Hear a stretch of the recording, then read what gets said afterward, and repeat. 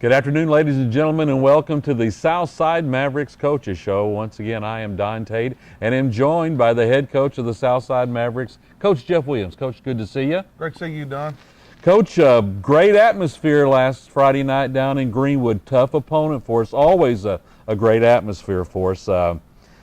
Lots of growth throughout last week's game between the first quarter and the fourth quarter. Taking that on the road into a hostile environment and versus a talented top-ranked team is difficult. It is difficult, and Greenwood's got an outstanding program. I really personally think this is probably the best team they've had since Coach Jones has been there, and they've had some very, very good teams, obviously. But they're really good, solid defensively. They're got a great quarterback, and then he can make all the throws. Offensive line is really big, and I think they've got a great chance to run the table in 6A.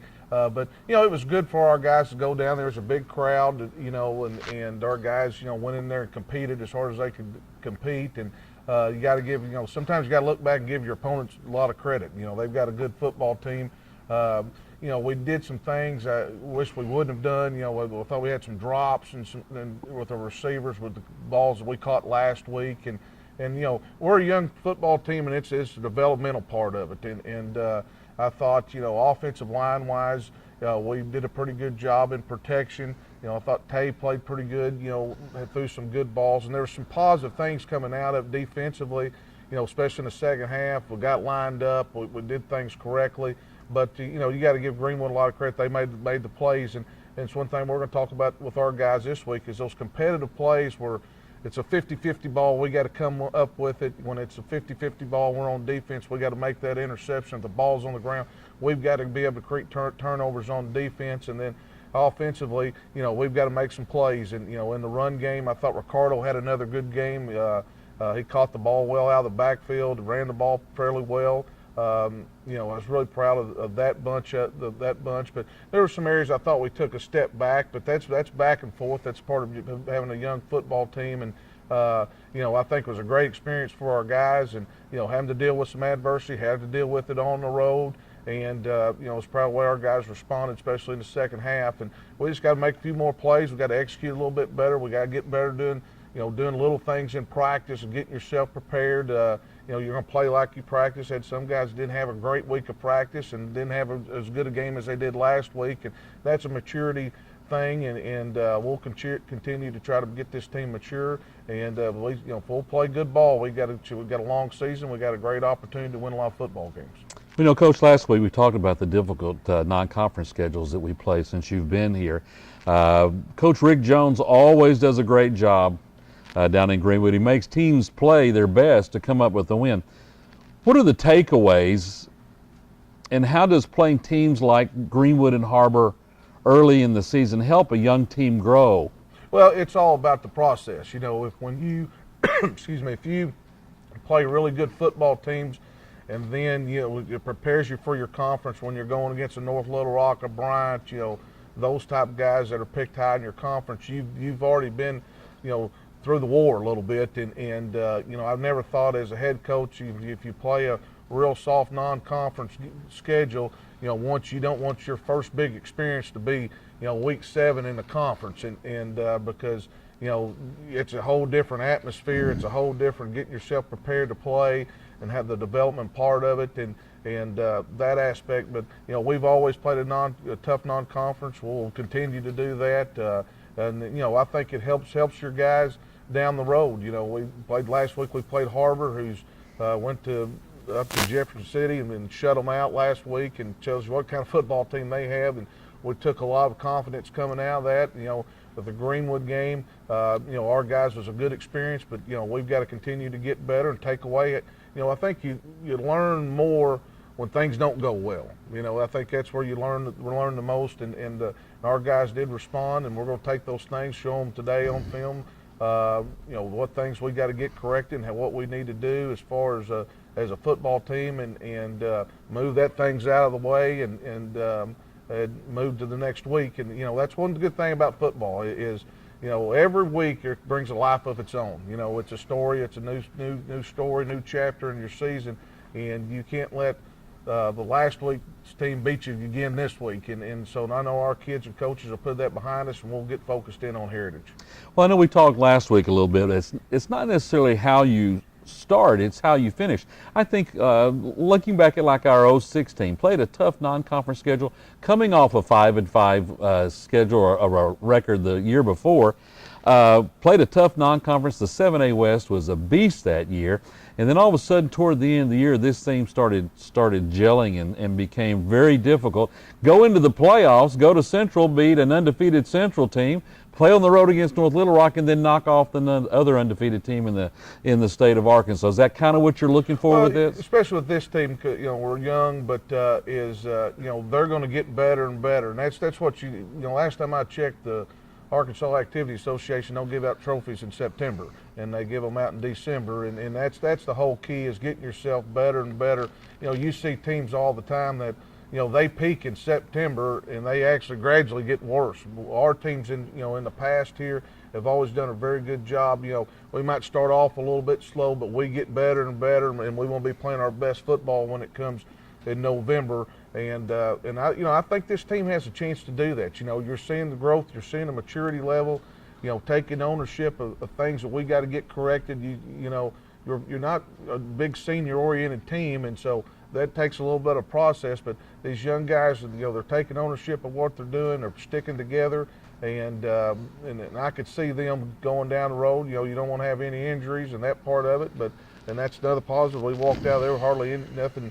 Nobody's hurt real bad or anything like that, and so we can continue to get better and practice, and that's what we want to do. Coach, we talked last week about how you really like this team. Said they were good teammates, hard workers, very coachable kids that just need game experience. You've had two really difficult losses to very, very good teams. Are you still feeling some fight in your football team? Oh, I do, absolutely. These guys, we've talked about that. Went in halftime, talked about, our whole motto this year is built off you earn what you get. It's all about the competition. You want to compete. Every play is, and we've talked about this, it doesn't matter if we're up 35 or down 35, it's 0-0 on that scoreboard, and you're playing that way. And our guys have really bought into that. This team likes each other. They're fun to go to practice with because they're eager to get better. They're good guys and great teammates. They're great at in walking the halls at school and things like that. And as a football coach, I've coached some good teams that weren't great practice teams and things that drives great. This group likes to practice. They like to play the game. They like to compete. And we've preached that all the way back since last December, starting off season, is competing, and you earn what you get, and our guys are understanding that. You earn, if you score 35 points against Harbor, you earned every point. If you give up 49, you've earned that part of it, and then you got to take ownership of it and what you're doing. But our process, this young bunch, they're working really hard. Our coaches are coaching them hard, and like I said, they're a lot of fun at practice. They're a lot of fun all the time, and these guys got a lot of fight in them. They got some wins coming because they're going to earn them, and they've got take ownership of the things, the mistakes that we make. But then we also got to take ownership of the things that we do positively. Coach, if you work hard, you accept responsibility for your part of what happened in the game. You're coachable and things like this. I think our best days are still ahead of us for this team. Oh, there's no doubt. I mean, we've played two great football teams. Probably a lot of people would say probably the best two teams in the state. These guys got a lot of good days ahead of them. They got a lot of great moments and highlight moments. And like I said, that's what's great about football is Friday night's over at midnight. It's done with, and you go on and move on to the next one because nobody cares what happened during that time around the state. Everybody else, the Heritage is not worried about what happened at Greenwood or against Harbor. They're focused on us, and that's just part of it. And it's like that throughout the state. But our guys, I feel I still got a lot of confidence in our guys. Well, Coach, it is time to turn the page. Heritage is coming to town next week. Heritage comes in 0-2. Now they've lost to Little Rock Central at Little Rock Central. Scooter Registers last year this year at Central. You would think that team's playing awful hard for Coach Register. Well, they are, and I don't know if it's his last year. I mean, obviously his career's coming to an end. I worked for him for for a long time. Great man. I always talk to him, a mentor of mine, and watching his football team, they're a lot very improved from what they were last year. Heritage had to go. Actually, Central's field wasn't ready, so they had to play at Little Rock Christian, so that's a different venue. But Heritage has a very good football team. They got beat by Russellville, who were defending 6A state champions. They put some points on the board. They got a big back, Qualls kid, big physical kid. Quarterback Hootens has them as the #1 7A quarterback, and he can throw it around a little bit. Defense bigger than they have been. They run pretty good. They're very sound. Tony Travis, who was at P Ridge, is going his second year. You can see him putting his stamp on that program, and they're much improved than what they were last year. And and this time of thing is what it was. Coaches, you got to prepare for your opponent, put a good plan together, and go out there. But you need to focus on yourself. If we perform, we go out and we're prepared. We practice the right way. We go out and we're going to perform the right way Friday night, which is going to be great because we'll be back at home. And our guys like to play at home, and Heritage, we've had some success with them in the past, and they're a pretty good opponent for us. But I'm like our guys. I'd like to go play it right now, and you want to get back on the field and get a win and get in there and go out there and compete, and our guys will be very excited about playing back at home and go against a good Heritage team. Well, I think we came into last year at about the same records for both teams. We had played, again, Harbor and Greenwood, and they had played pretty well. And, they came in ready to play. Well, they did. They came out last year, and they had some injuries and came out and really ran the ball well against us. And we struggled at times with them, and we made a few big plays. And that's the key to it is, before we start our conference, I want to have us where we play a really good game on our end of it and get a win. Then you give that confidence going into our conference play and that part of it. But, we're going to focus on getting ourselves better, and if we get ourselves better, we'll throw it out there. We'll see what happens. But, our guys are confident in themselves. Our coaches are confident in our players, and we're like I said, we'll be ready to go Friday night. Well, Coach, we've got another big happening going on this Friday night. This is Hall of Fame night for us here at Southside. We just started the Hall of Fame about 3 or 4 years ago. When they were getting started on that, started making a list of the athletes that might be eligible for the Hall of Fame there. One of the things, and we'll talk about the guys that are going in this year a little later on, one of the things that I noticed as that list was being made is that there is such a depth of talent across the athletics: baseball, football, basketball, track, girls athletics, boys athletics. There is a depth of great players who have come through Southside High School. There is, and I'm on the committee, and we go through it, and you talk about hard choices. And like I said, you can come. You ever walk into the front doors of Southside High School, and you just look at the trophy cases with all the state championships and extracurricular activities and all that part of it. It's very impressive, and there's been some great players and coaches that's come through Southside, and it's a difficult choice every year you start. What about this guy and this guy or this girl? And it's not just the men, the women's athletes. You look at our volleyball and basketball and girls track and softball, and and soccer. The great players that come through there. You walk in our gym, there's Gatorade All-Americans all over the place, and it's a very difficult thing to get into the Hall of Fame at Southside just because of all the great people that have come through there, and it's kind of interesting to look at those people that are already in, not just the success they had here as a student athlete, but what they've done outside of here, in the careers that they've gone on to be. And like I said, there's a lot of great people that have come through here. There's a lot of great kids that are here right now, and it's a very difficult thing to get into, but we got 3 very worthy candidates.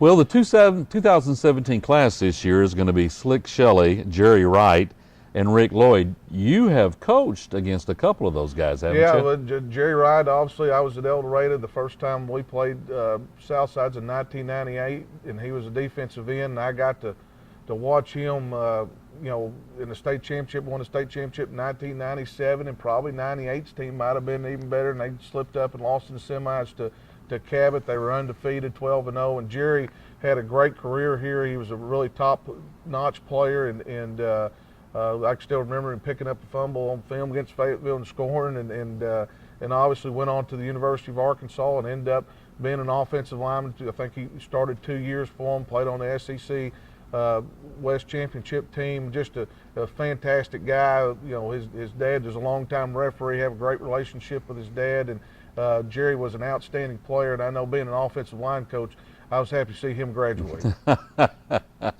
Well, I remember Slick Shelley when we played GWood, folks, and you were down in El Dorado. Slick won a state championship down here in his sophomore year at Southside. Ended up being a very, very, very good college player. Yeah, he did. Slick, Slick's always good luck. Whenever he shows up, we always win. And I hadn't seen Slick in a while, but I got to coach against him my first year as a head coach at El Dorado, and I learned a very valuable lesson. If Slick was their best player and we kept kicking off to him, he kept running them back on us, and so I figured out real quick, don't kick it to that guy. And he won a state championship as a sophomore here in 2002, and went on. I think he's caught 4 or 5 touchdowns against Pine Bluff that year. Pine Bluff had a great team. I was coaching that conference. Just an outstanding player. Went on to sign with the University of Tennessee, transferred to Tulsa, had an outstanding career. Coach Gus Malzahn coached him at Tulsa. Got to watch him, followed his career. Great guy, was a great basketball player here, ran track, did a lot of different things for us, and Slick's a great guy, and he's well deserving. Good. Coach, our final inductee this year is Rick Lloyd. Lloyd was with us in the late 60s, early 70s. Tell us a little bit about Rick Lloyd. Well, that's a little bit before my time, but he was, what I was told, Ronnie Bateman, Coach Sadler's his son-in-law, and he always talked about Ricky Lloyd, said he was a great football player here, was a starter on the basketball team, was obviously, they said, a great baseball player also. But probably the thing people don't know, and the reason I knew who he was, is he was a student body president, and his picture's up on the wall. All through our South Side, they put the class up there and who the president was, and he was the president of the student body. So he shows what kind of respect that he had, not just on the field but off the field with his classmates, and he's a very deserving candidate. And I can't stress how difficult it is to pick people to go in there, because it is. There's still a lot of great candidates out there, and they'll get in at the appropriate time.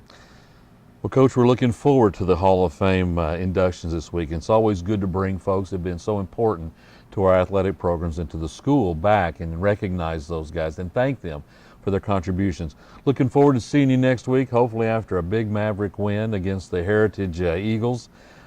Let's go get them. Well, I know our guys are going to get prepared, and we're going to be excited to play, and like I said, we want to play really well, and proud of our guys where we're at. But we need to continue to get better, and we're going to be looking forward to it. Coach, always good to be with you, folks. Good to see you again. Look forward to seeing you next week at the Southside Mavericks Coaches Show.